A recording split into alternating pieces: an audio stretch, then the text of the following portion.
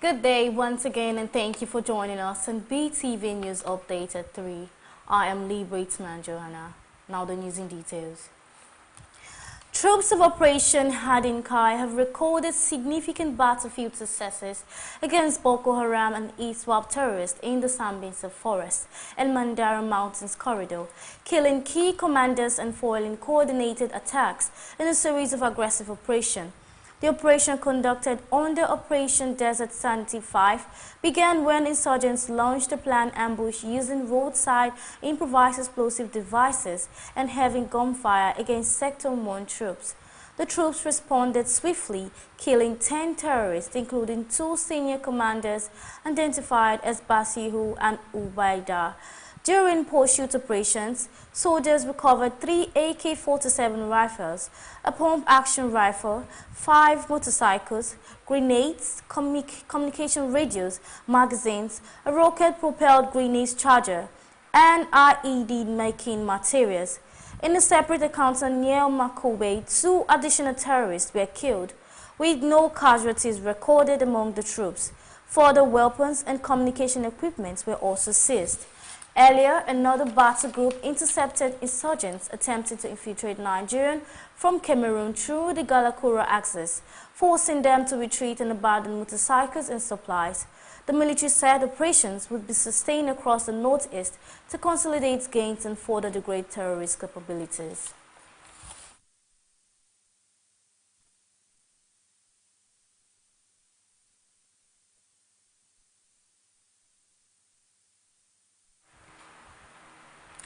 The governor of Oyo State has reaffirmed that the People's Democratic Party, PDP, remains strong and prepared to surprise its critics as Nigerians get up for the 2027 general elections. He made the remark at the PDP Southwest Stakeholders meeting held in Oyo State. The remarks were made at the PDP Southwest Stakeholders meeting held in Oyo State, which attracted party leaders from Lagos, Ogun, Oyo, Osun, Ondo, and Ekiti states. The party leadership in Oyo State, alongside other leaders, also received 2 groups of defectors from other political parties. Addressing the gathering, Governor Makinde said the large turnout of party members and defectors had disproved claims that the PDP was a dead horse, stressing that the party remains vibrant and competitive ahead of future elections.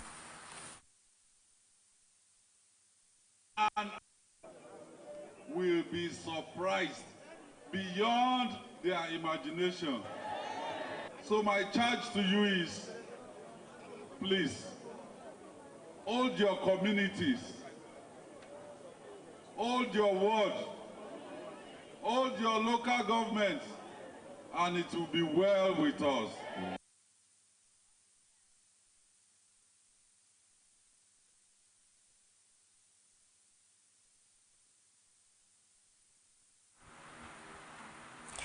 The state government has launched the first of its kind AI-powered teaching and learning platform, Learn, aimed at the positioning the state on the path of 21st century education delivery. Governor Dapo made the announcement in Abeokuta during the launch of the Learning Enhancement and Academic Resource Network at the June 12 Cultural Center. He said the platform will provide lesson resources and interactive learning support for students, while also enabling teachers to plan, teach, assess, and track performance more efficiently. The governor added that the platform would encourage creativity, digital thinking, and self-paced learning. This transformation goes beyond platforms and infrastructure. It is fundamentally about people. That is why we have institutionalized continuous training and retraining for our teachers and education officers, equipping them with the digital skills and pedagogically tools and professional competencies required to function effectively in a modern, tech-driven education ecosystem.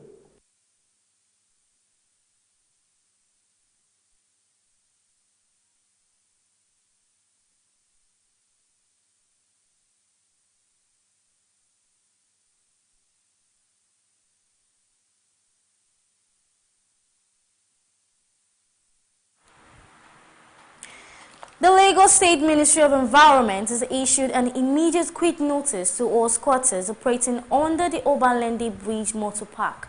The squatters were asked to vacate the area, which is scheduled to be redesigned into an environmentally sustainable and functional space. The report. The Commissioner for Lagos State Environment and Water Resources, Tokumbo Waid, conducted an inspection tour of Obalande Underbridge, Adeni Underbridge, and Ojaoba to assess and clear the areas while making them socially and economically viable. The sites affected by dirty water and waste dumping may have also become hideouts and illegal shelters for criminals. The Commissioner gave the quarters an ultimatum to vacate within hours, noting that they had been asked to leave since 2024. Obalende normally supposed to be a garage. The garage will still be part of the design that is coming up. Then there will be toilets, public toilets in a sustainable manner. There will be sleeping bays, a part of the design. There will be a recharge for EV vehicles and stuff. So we are just redesigning in a sustainable manner. Take a drone shot of the place and then see how we can put them to proper clusters. We don't want to displace those economic interests. You can see them putting together those separation of waste, plastic separated. Some of them are doing drones. So once they do the drone shot, we see how we can put them in there and then monitor them. While the clean-out is expected to transform the area into a conducive environment, questions remain about the fate of the people and families who have built their life in those locations. Bevo Kolawole reporting for Beetv News.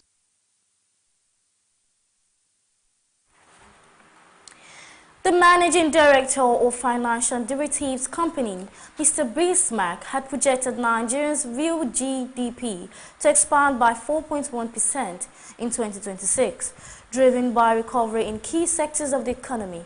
However, he noted downside risks including oil price volatility, production shortfalls, security challenges, and reform fatigue.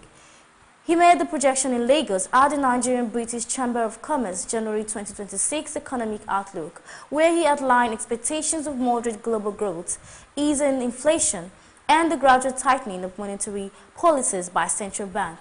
He added that the 2026 budget is yet to be passed and noted that the Monetary Policy Committee is expected to meet on February 2021.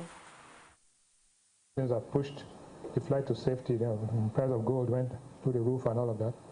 So when Trump gets back and after the jet lag, things will settle a little bit. And we'll see the price of oil coming down. Because whether we like it or not, the Venezuelan oil is still there, but it will take time to, but the perception, the expectations are that the price of oil will come down, and it has serious implications for us. Clearly, the economy is being restructured in a very rapid manner.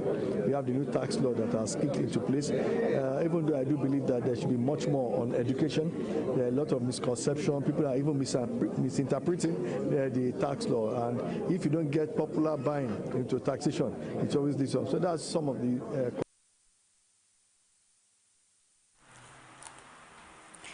One person has been reported dead following multiple crashes on the Auto Bridge in Lagos in the early hours of today, causing gridlock that has left commuters and motorists stranded. The report. The accidents, which occurred in Secretariat along the Lagos-Badagry Expressway, left thousands of people stranded on the busy highway. Lagos State Traffic Authority said the main incident involved a violent collision between two heavy-duty trailers, one loaded with sand and the other carrying granite, reportedly caused by a reckless context for the right-of-way.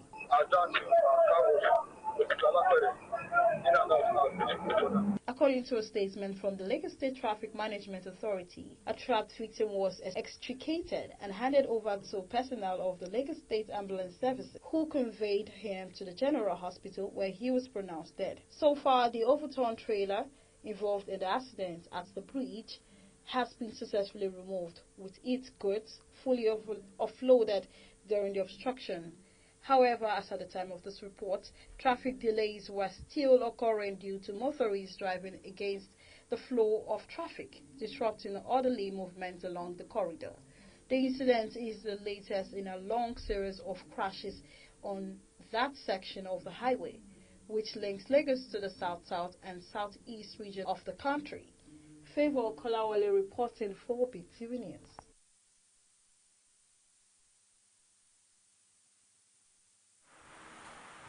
You're still watching Beetv News Update. While we go on a short break, we'll be right back. After 5 years of standing the test of time in the hospitality business, Lovely Inn Hotel and Apartment presents Lovely Inn Hotel and Apartment 5 years anniversary with 25 Edo Bigger stars.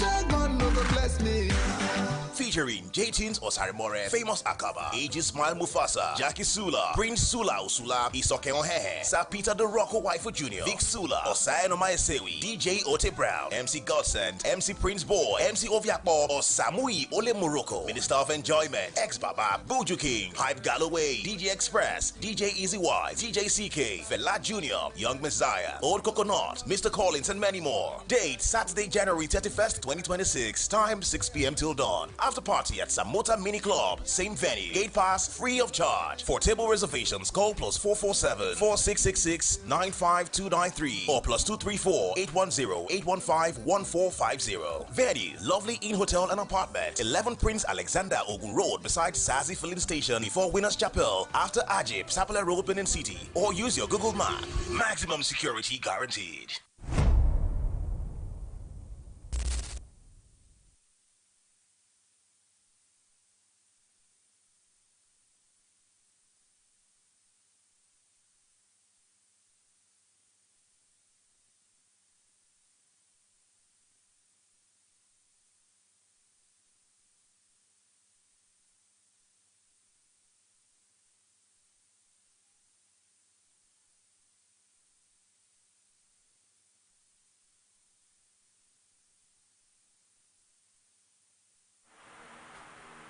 Welcome back. And now to business news. Nigeria's national electricity grid collapsed again on Friday, January 24, 2026, causing power generation to crash from over 4,500 megawatts to just 24 megawatts by early afternoon. The collapse plunged homes and businesses across the country into darkness as all 23 power plants connected to the grid reportedly shut down, leaving no power allocation for the 11 distribution companies. The report. Former Labour Party presidential candidate Peter Obi strongly criticized the incident, describing it as part of an ongoing national crisis. In a statement posted on X, Obi noted that the January 2026 collapse mirrored similar grid failures in January 2025, which were followed by multiple outrages throughout that year. Obi also lamented Nigeria's poor electricity access, saying the country has ranked among the worst globally for 3 straight years. He blamed governance failure for the persistent power crisis and urged Nigerians to prioritize competence and compassion when choosing leaders ahead of the 2027 general election. The Central Bank of Nigeria, CBN, has revealed that digital payments transactions in the country have increased by 276% in volume over the past 5 years. The growth reflects rapid adoption of electronic payment channels, even though cash remains widely used across the economy. This was disclosed during the Committee on Bank Operations annual conference, where CBN Governor Olayemi Cardoso delivered a keynote address through his special advisor, Fatai Karim. He emphasized the importance of maintaining a balanced payment system that allows both digital payments and physical cash to coexist. According to CBN data, the value of digital payments transaction has also risen by 581% within the same period. The growth was attributed to increased consumer confidence, policy reforms, and continuous technological innovations in Nigeria's financial sector. The federal government and Edo state governments have agreed to commence commercial operations at the Benin airport by mid-2026. The plan also includes the establishment of an indigenous airline as part of Edo State's broad economic development strategy. The agreement was reached during a meeting in Abuja between the Minister of Aviation and Aerospace Development, Festus Keyamo, and Edo State Governor Senator Monday Okpewolo. The discussions were confirmed in a statement released by the minister's media aide. Governor Okpewolo said the proposed airline would help attract investment, boost tourism, and create jobs in Edo State. He added that the state government is already exploring partnership, including talks with South African investors willing to provide aircraft for the airline's launch. Favor Kolawole reported for Beetv News.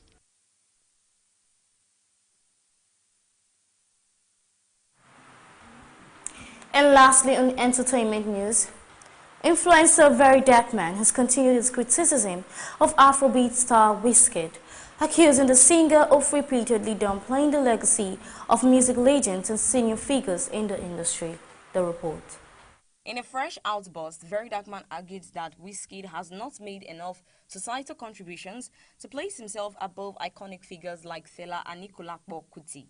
He claimed that Wizkid's recent comments comparing himself to Fela were poorly timed and showed a failure to understand public sentiment, especially as they allegedly encouraged fans to disrespect Fela's legacy. Very Dark Man further alleged that Wizkid has a pattern of undermining those who came before him in the music industry. To support his claim, he referenced past online interactions involving Don Jazzy, suggesting that Wizkid subtly dismissed the Marvin record boss by amplifying comments that reduced him to an influencer. In another development, controversial singer Portable has reacted to the untimely death of Afrobeat artist Destiny Boy, claiming the late singer was more talented than Grammy-winning superstar Wizkid.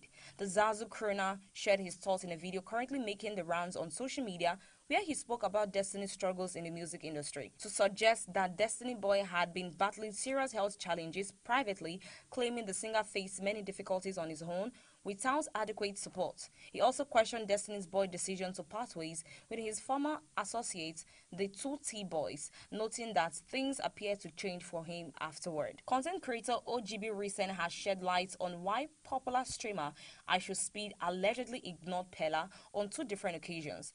It will be recalled that the American streamer had ignored the TikToker during his recent visit to Nigeria as he tried to get his attention. According to OGB Recent, the situation stemmed from Pella's earlier video where he claimed he would ignore IShowSpeed if the streamer ever visited Nigeria.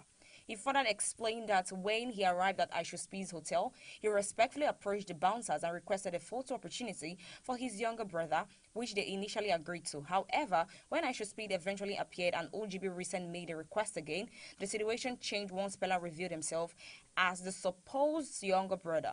OGB Recent said IShowSpeed declined afterward, adding that the bouncers later complained about someone who had earlier acted arrogantly at the venue. OGB Recent concluded that Pella was responsible for the snub, noting that respectful conduct played a key role in how access was granted and withdrawn. And that's it on the entertainment news. Evelyn is reporting for Beetv News.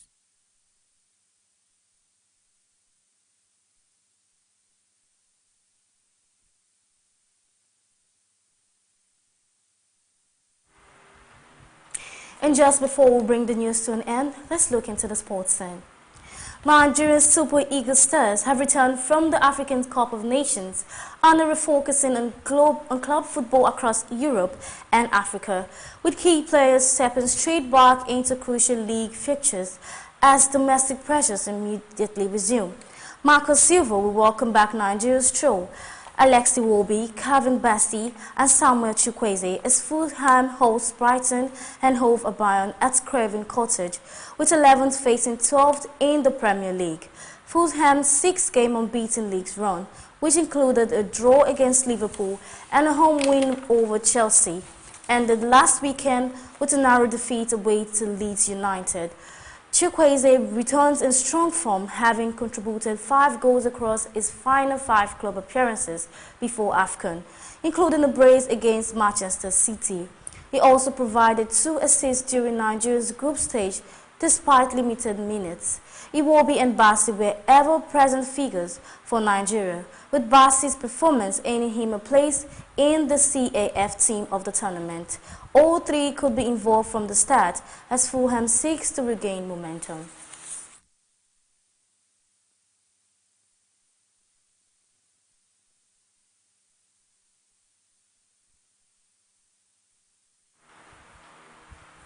And that's it on our news updates. Thank you for joining us. To stay tuned with us for more updates on our major news at 6. I am Liberates Manjohana. Bye for now.